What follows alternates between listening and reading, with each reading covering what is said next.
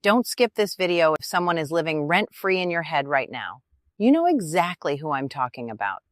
Those endless thoughts circling back, replaying every word, checking their online status again and again. Does it secretly mean they're thinking about you too? Or is your mind playing a cruel trick on you? Watch until the end and discover the shocking psychological truth your brain might be hiding about why you really can't let them go. What you learn might finally set you free.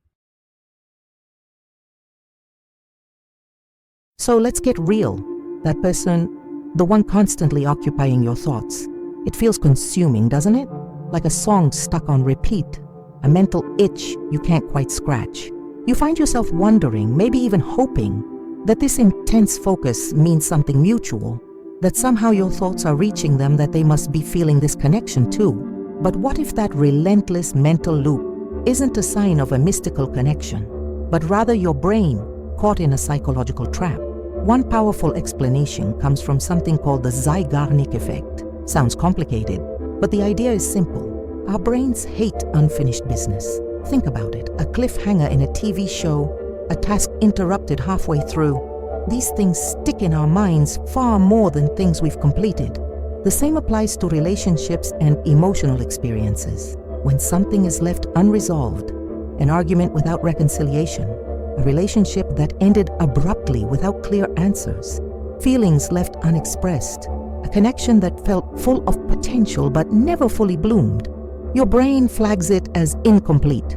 It keeps bringing that person, that situation, back to the forefront of your mind, nudging you, demanding closure. It replays conversations, analyzes past events, searches for clues, all in an attempt to mentally finish what was left hanging. The cruel irony? Sometimes the closure your brain desperately seeks from replaying these thoughts is something that person or situation can never actually provide. You're stuck in a loop, seeking resolution from the very thoughts that keep you trapped. And then there are the triggers. Oh, the triggers! That specific song comes on the radio, and suddenly you're transported back. A particular scent wafts by, the name of a street you once walked together, even seeing someone with similar hair, and boom, they're back in your head, clear as day. These aren't just random memories.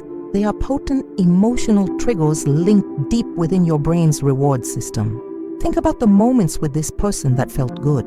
The laughter, the excitement, the feeling of being seen or desired.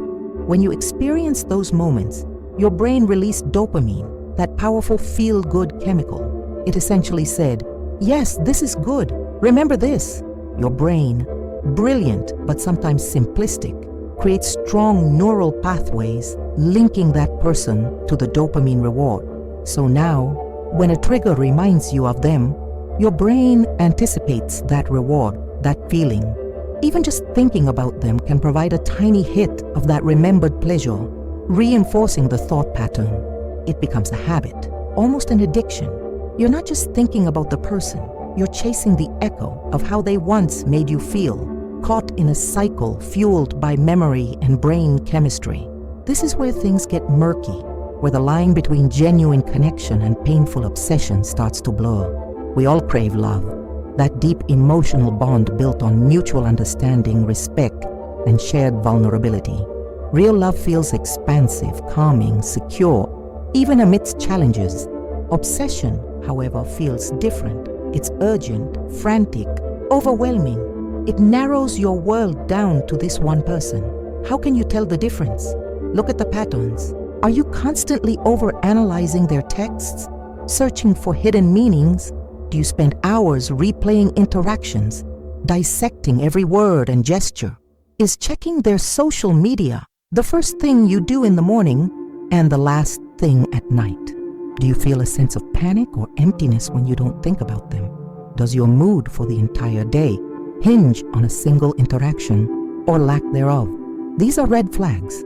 While love integrates someone into your already full life, obsession often makes them the entire focus, pushing everything else, friends, hobbies, even your own well-being, to the sidelines.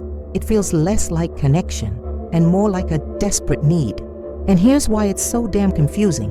Your brain sometimes struggles to tell the difference too. The neural pathways activated by intense romantic love, particularly in the early stages, overlap significantly with those activated by obsessive thoughts and even addictive substances. That rush, that craving, that intense focus, it feels powerful, intoxicating. Your brain gets hooked on the intensity. The more you indulge the thoughts, the more you feed the obsession, the deeper that mental groove becomes. It literally rewires your brain to make thinking about them the default, the path of least resistance. You're not weak for feeling this way. Your brain chemistry is actively working against you, reinforcing a habit that feels increasingly difficult to break. So what about those signs? The synchronicities, seeing their name everywhere, hearing your song unexpectedly, dreaming about them. Surely that means something, right? Many people believe in energetic connections, the idea that strong thoughts can create a tangible link. And while the universe is full of mysteries, science offers a more grounded explanation: pattern recognition and confirmation bias. Your brain is a pattern-seeking machine. When someone is constantly on your mind, you subconsciously prime your brain to notice anything related to them. You start seeing their car model everywhere, noticing mentions of their hometown, picking their name out of conversations.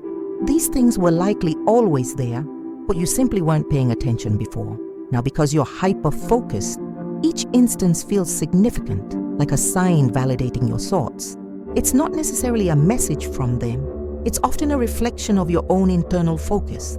Understanding all this, the unfinished business, the dopamine loops, the brain chemistry, the pattern recognition is the first step. But how do you actually break free when you feel caught in this relentless cycle? It's not about forcefully trying not to think about them. We all know that trying not to think about a pink elephant only makes you picture one more vividly. Fighting the thoughts often gives them more power.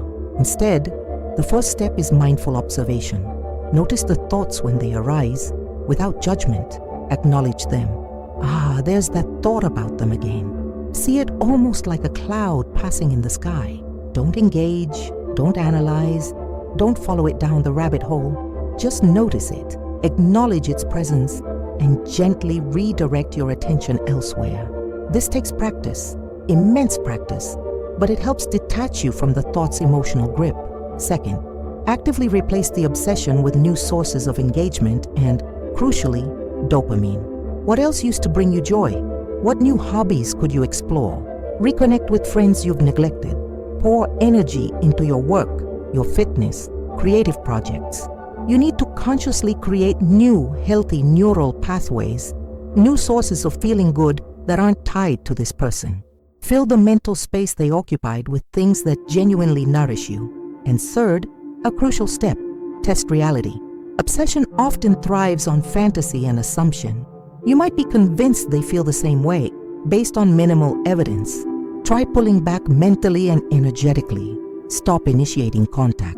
Stop checking their socials. Stop focusing your energy on them. See what actually happens. Do they notice your absence? Do they reach out? Or does life continue unchanged on their end? This isn't about playing games. It's about gathering real-world data instead of relying on the narrative your obsessive thoughts have created. Seeing the reality, even if it's painful initially, can be incredibly clarifying and help break the spell. Which brings us to the final, perhaps most difficult, but ultimately most liberating truth. Often, when you can't stop thinking about someone, it's not really about them at all. You're not attached to the actual complex, flawed human being. You're attached to a feeling they ignited in you, a fantasy they represented, or a need within yourself that you projected onto them. Maybe they made you feel seen, desired, excited, or hopeful in a way you hadn't felt before or haven't felt since. Your brain latched onto that feeling, and the person became the symbol, the shortcut to accessing it again. The shocking truth is that these intense, persistent thoughts are very often one-sided. You're caught in a loop with your own brain chemistry, your own unresolved emotions, your own unmet needs, with the other person merely serving as the focal point. Realizing this can sting, but it's also incredibly empowering. It means the power to break free isn't in their hands, it's in yours. It's about understanding your own internal landscape, healing those unresolved parts, and finding healthy ways to meet your own needs and generate those good feelings from within or through connections that are genuinely reciprocal and nourishing. So if you're haunted by thoughts of someone, take a deep breath. It doesn't necessarily mean they're your soulmate or that they're thinking of you too. It might mean your brilliant brain is caught in a loop, trying to resolve something, chasing a feeling, or stuck in a habit. But you have the power to understand that loop, to observe it without judgment, and to gently, persistently choose a different path. Choose new thoughts, new activities, new connections. Choose yourself. The freedom you find might be the very thing you were truly searching for all along.